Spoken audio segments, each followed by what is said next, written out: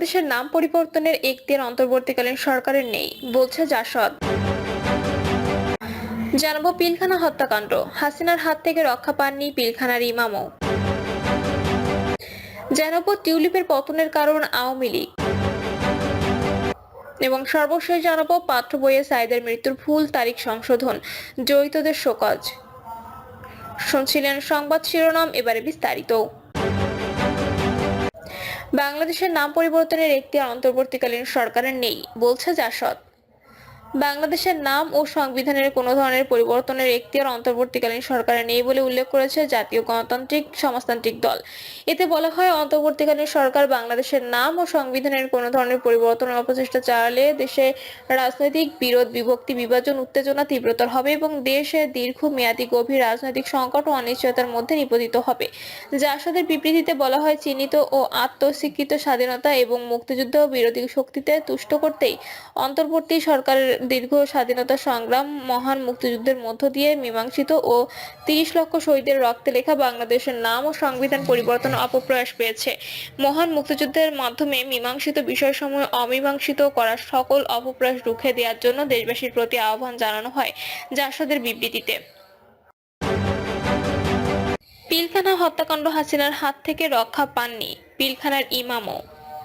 সেনাবাহিনী ও বিডিআরের মতো দুটি সুশৃঙ্খল বাহিনীকে ধ্বংস করার জন্য পিলখানা হত্যাকাণ্ড ঘটানো হয়েছে বলে মন্তব্য করেছেন কারা নির্যাতিত বিডিআর পরিবারের সদস্যরা। সংবাদ সম্মেলনে বিডিআর পরিবারের সদস্যরা বলেন, ২০০৯ সালে তৎকালীন দুটি সুশৃঙ্খল বাহিনীকে ধ্বংস করার পাশাপাশি খুনি হাসিনার অবৈধ ক্ষমতাকে সুসংহত করার উদ্দেশ্য ছিল এই হত্যাকাণ্ড। এটা ছিল দেশি বিদেশি চক্রান্তের নীল নকশার সফল বাস্তবায়ন।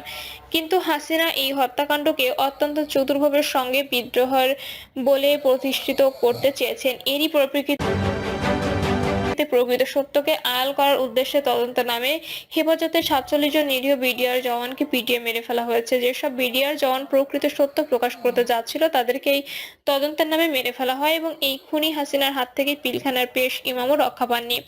তারা বলেন, হাসিনার পদলেহনকারী তদন্ত কর্মকর্তা আব্দুল কাহার আকন্দ অত্যন্ত চতুরতার সঙ্গে সত্য প্রকাশ করে দিতে পারেন এবং মিথ্যা সাক্ষী দিতে রাজি না হওয়া ৮৫০ জন জওয়ানকে মিথ্যা অভিযোগের ভিত্তিতে জেলে পাঠিয়েছিলেন। এই প্রহসনমূলক বিচার ব্যবস্থার মাধ্যমে ১৫২ জন নিরীহ বিডিআর জওয়ানকে ফাঁসি এবং ১৮২ জনকে যাবজ্জীবন ও প্রায় ৩০০ জনকে বিভিন্ন মেয়াদের সাজা দেওয়া হয়েছে। অথচ একটি সাজার পেছনে সরকার পক্ষ যৌক্তিকভাবে কোনো প্রকার সাক্ষ্য প্রমাণ হাজির করতে পারেনি। আলোকচিত্রী ও সাংবাদিক শহীদুল আলম বলেন, এসব নিরীহ মানুষগুলোকে এই নিপীড়ন সরকার নিজের স্বার্থে কুরবানির খাসি বানিয়েছিল। এখন যেভাবে চলছে সেটি যদি চলতে থাকলে তাদের রক্ষা করতে পারবো না। এখন সময় এসেছে তাদের পাশে দাঁড়ানোর। বিডিআর পরিবারের সদস্য আব্দুল্লাহ আল মামুন বলেন, বিচার কার্যক্রমের নাটক সুচারুভাবে সম্পন্ন করার পুরস্কার হিসেবে পিপি অ্যাডভোকেট আনিসুল হককে টেকনোক্র্যাট কোটায় আইনমন্ত্রী আর সরকারি পিপি মোহাম্মদ মোশাররফ হোসেন কাজলকে দুদকের পিপি, দায়রা জজ মোহাম্মদ জহিরুল হককে দুদকের কমিশনার এবং দায়রা জজ ডক্টর আখতারুজ্জামানকে হাইকোর্ট ডিভিশনের বিচারপতি হিসেবে নিয়োগ দেওয়া হয়। টিউলিপের পতনের কারণ আওয়ামী লীগ। শেখ হাসিনা ঘনিষ্ঠের থেকে ফ্ল্যাট উপহার নেওয়া, রূপপুর পারমাণবিক বিদ্যুৎ কেন্দ্র থেকে অর্থ আত্মসাৎ সহ নানা অভিযোগের মুখে মন্ত্রিত্ব ছাড়তে বাধ্য হন যুক্তরাজ্যের সিটি মিনিস্টার টিউলিপ সিদ্দিক। গত কয়েক সপ্তাহ ধরে তাকে নিয়ে সমালোচনা চলছে। এখন অনেকেই বলছেন আওয়ামী লীগের কারণে বিলেতে ডুবেছে টিউলিপ। অথচ বাংলাদেশের শেখ পরিবারের টিউলিপ সিদ্দিককে নিয়ে গর্ব ও গৌরবের শেষ ছিল না। গত ৫ই আগস্টের আগে পর্যন্ত ক্ষমতাসীন আওয়ামী লীগের জন্য আন্তর্জাতিক পরিমণ্ডলে টিউলিপ সিদ্দিক ছিলেন বড় বিজ্ঞাপন।